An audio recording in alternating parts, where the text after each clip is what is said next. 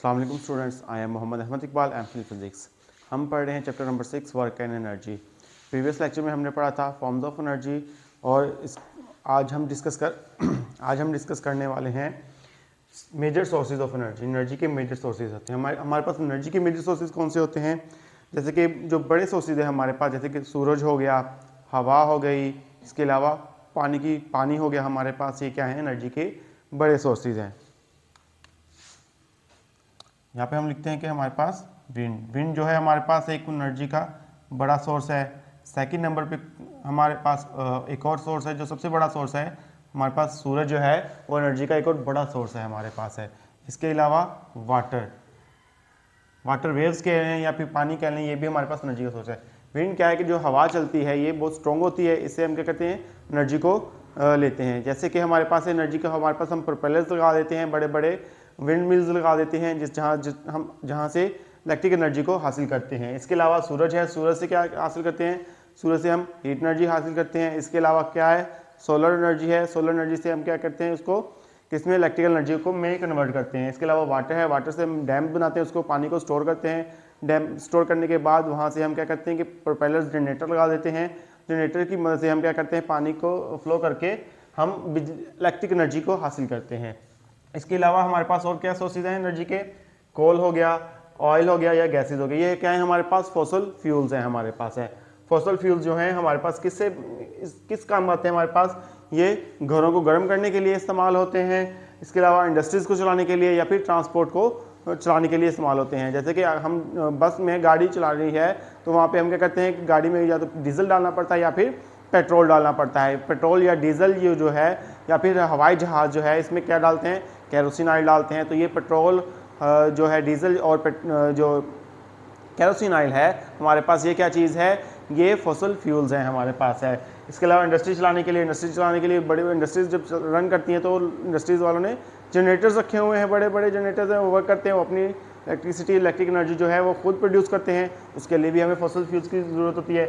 और हीट और हाउसेज अपने घरों को गर्म करने के लिए या फिर खाना पकाने के लिए हम इस्तेमाल करते हैं। इससे क्या होता है कि जो हम गैस इस्तेमाल कर रहे हैं, जो हमारे सिलेंडर्स में आती है या फिर हमारे पास डायरेक्ट कनेक्शंस आ रहे हैं, तो वो क्या चीज़ होती है? वो भी फॉसल फ्यूल से ही हम निकालते हैं। तो फॉसल फ्यूल्स होते क्या हैं? फॉसल फ्यूल्स एक्चुअली हाइड्रोकार्बन्स होते हैं। हाइड्रोकार्बन्स क्या चीज़ होती है? ये हाइड्रोकार्बन्स हाइड्रोजन और कार्बन से मिलकर बने होते हैं। हाइड्रोजन प्लस कार्बन होता है, इसमें हाइड्रोकार्बन्स होते हैं।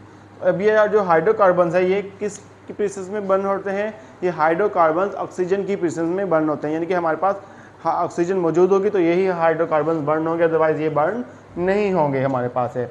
हाइड्रोकार्बन प्लस ऑक्सीजन हो जाएगी, ये रिएक्ट करेगा तो ये हमारे पास क्या क्या आएगा? कार्बन डाइऑक्साइड, वाटर और हीट हमारे पास आएगी। जैसे कि हमारी गाड़ी रन करती है, हमारी गाड़ी में क्या होता है, पेट्रोल बर्न हो रहा होता है, उससे जो एग्जॉस्ट से निकल रही होती है जो चीज़ें हैं हमारे पास, तो क्या होती है? कार्बन डाइऑक्साइड होती है, वाटर, और साथ हमारे पास प्रोडक्ट में जो क्या चीज़ आ रही होती है? हीट आ रही होती है, जिससे हमारा इंजन रन कर रहा होता है हमारे पास। आगे है मेजर पॉइंट्स हैं इसके कि ये नॉन रीन्यूएबल होती है हमारे पास, यानी कि जो हाइड्रोकार्बन है हमारे पास, फॉसल फ्यूल्स है, ये हमारे पास क्या होता है? नॉन रीन्यूएबल होता है, यानी कि इसको रीन्यूएबल नहीं कर सकते, इसको हम दोबारा यूज़ नहीं कर सकते हैं। वेस्ट हो गया। तो रेट ऑफ यूजेज, इसका जो रेट ऑफ यूजेज जो होता है हमारे पास, यानी कि ये हम इसको बहुत ही ज़्यादा इस्तेमाल कर रहे हैं हमारे पास। हम इंडस्ट्रीज़ में इसको इस्तेमाल कर रहे हैं, घरों में इस्तेमाल कर रहे हैं, इसके अलावा ट्रांसपोर्टेशन के लिए इस्तेमाल कर रहे हैं हम इस फॉसल फ्यूल्स को। तो इसका बहुत ही ज़्यादा इस्तेमाल बढ़ गया और मुख्तलिफ मकासद के लिए इसको हम इस्तेमाल कर रहे हैं, इसका बहुत ही ज़्यादा यूज़ बढ़ गया है, जिस वजह से अब ये क्या होता है कि ये हमारे पास वेस्ट हो रहे हैं, ज़ाया हो रहे हैं। अब हर चीज़ को हम इस्तेमाल करते रहेंगे, ऐसा पॉइंट भी आएगा कि ये चीज़ें ख़त्म हो जाएंगी, तो जो हमारे लिए क्या है, नुकसानदेह हैं। तो अब ये क्या कि एनर्जी क्राइसिस की वजह से क्या आ जाएंगे, हमारे पास एनर्जी क्राइसिस हो जाएंगे। तो हमें इसके लिए क्या करना चाहिए? डेवलप न्यू एनर्जी सोर्सेज, नए एनर्जी सोर्सेज को डेवलप करना चाहिए, ताकि हमारे पास एनर्जी क्राइसिस ना हो, ऐसा वक्त ना आए कि हमारे पास फॉसल फ्यूल्स खत्म हो जाएं। क्योंकि ये जो फॉसल फ्यूल्स बनते हैं ये मिलियंस ऑफ ईयर्स के साथ का वर्क होता है, जो एक ज़मीन के प्रेशर में पड़े रहते हैं इन चीज़ें, तो जिस वजह से ये फॉसल फ्यूल्स किस में कन्वर्ट, जो चीज़ें होती हैं जो किस में कन्वर्ट हो जाती हैं? फॉसल फ्यूल्स में कन्वर्ट हो जाती हैं। और ये जो हमारे पास होते हैं डेवलप न्यू एनर्जी सोर्सेज, तो इससे हमें क्या करना चाहिए? न्यू एनर्जी सोर्सेज को डेवलप करना चाहिए। जैसे कि सोलर एनर्जी को हमें कोशिश करनी चाहिए कि सोलर एनर्जी जी को क्या होना चाहिए, यानी कि लाइट एनर्जी या हीट एनर्जी को, सन की जो लाइट एनर्जी है उसको हमें ज़्यादा से ज़्यादा अपनी एनर्जी में कन्वर्ट करना चाहिए, उसको ज़्यादा से ज़्यादा इस्तेमाल करना चाहिए सोलर एनर्जी के ज़रिए से। आगे है effect of harmful waste product है, जो हमारे पास है हार्मफुल वेस्ट प्रोडक्ट है, उसके हमारे ऊपर इफेक्ट्स क्या होते हैं हमारे पास है, इसके क्या क्या इफेक्ट्स हैं।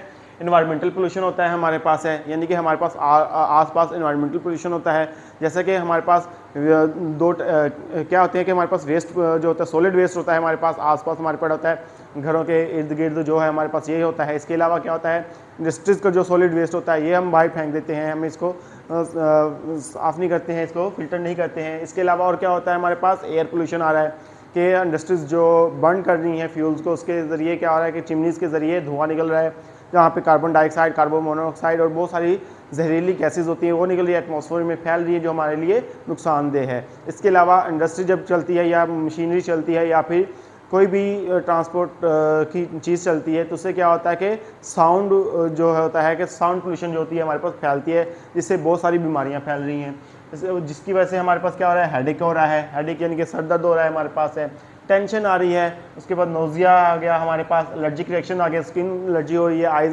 एलर्जी हो रही है और बहुत सारी अस्थमा वगैरह ऐसी चीज़ें हो रही हैं। इसके अलावा इरिटेशन ऑफ आइज़ है हमारे पास, आंखों के लिए इरिटेशन होती है, स्वेलिंग हो जाती है, रेडिश हो जाती है, मुख्तलिफ बीमारियाँ आंखों की आ रही हैं हमारे पास, यानी कि ये सारे के सारे क्या हैं हमारे वेस्ट प्रोडक्ट्स के इफ़ेक्ट्स हैं हमारे पास है। इसके आगे है कि हमारे पास अगर लॉन्ग एक्सपोजर हो जाएगा इसके और ज़्यादा इफेक्ट होंगे हमारे पास, कि इससे लॉन्ग एक्सपोजर से क्या होता है कि हमारे पास हमें एस्थमा की बीमारी होती है, लंग्स डिजीज़ हो जाती हैं, इसके अलावा लंग कैंसर हो सकता है, हमारे पास स्किन कैंसर हो सकता है, बहुत सारी चीज़ें हैं हो सकती हैं, क्या एस्थमा हो सकता है, लंग्स कैंसर है, हार्ट डिजीज़ है, शोर है हमारे पास है। इससे हार्ट डिजीज़ क्या होता है कि शोर होता है, साउंड पोल्यूशन जो होती है ये क्या करती है कि बीपी को, इंसान के ब्लड प्रेशर को क्या करती है, हाई कर देती है, टेंशन हाइपरटेंशन हो जाती है, जिस वजह से बीपी जो है हाई हो जाता है। उसकी वजह से क्या होता है कि बहुत सारी हार्ट डिजीज़ हो जाती हैं, हार्ट अटैक वगैरह, ब्लॉकेज वगैरह हो जाती है, बहुत सारी चीज़ें ऐसी हो जाती हैं कि इंसान को दिल की बीमारियां हो जाती हैं। ब्रेन हो गया, ब्रेन के लिए कि ब्रेन ट्यूमर्स हो गए या दूसरी वेट्स हो गए, जैसे कि अगर हमारे पास हम न्यूक्लियर एनर्जी से, यानी कि न्यूक्लियर एनर्जी जो होती है वहाँ से न्यूक्लियर से हम एनर्जी हासिल कर रहे हैं और उसका वेस्ट जो होता है अगर हमारे पास ज़ाया वेस्ट, हम उसको प्रॉपर तरीके से इसको वेस्ट ना करें, उस वेस्ट को उसको ना रखें, अदर उससे क्या होता है कि बहुत सारी वो पोल्यूशन फैल जाती है आबादियों में, जहाँ पे आबादी होती है, जिस वजह से क्या होती है कि ब्रेन कैंसर वगैरह दूसरे टाइप के कैंसर होने शुरू हो जाते हैं। इसके अलावा नर्व्स हैं हमारे पास, नर्व्स है, नर्व्स का खिंचाव हो गया, जिससे नर्व्स का खिंचाव हो गया, टेंशन हो गई, परेशानियाँ होगी या दूसरी चीज़ें हो गई हैं, ये हमारे पास पोल्यूशन सबब बनती है हमारे पास। यानी कि अगर लॉन्ग एक्सपोजर हो तो हमारे पास अस्थमा, लंग्स कैंसर और हार्ट डिजीज़ और ब्रेन और नर्व सिस्टम का डिस्टर्ब होना हमारे पास लाजमी है। आई होप स्टूडेंट्स आपको आज का लेक्चर समझ आएगा। आज के लिए इतना काफ़ी है। अल्लाह हाफिज़।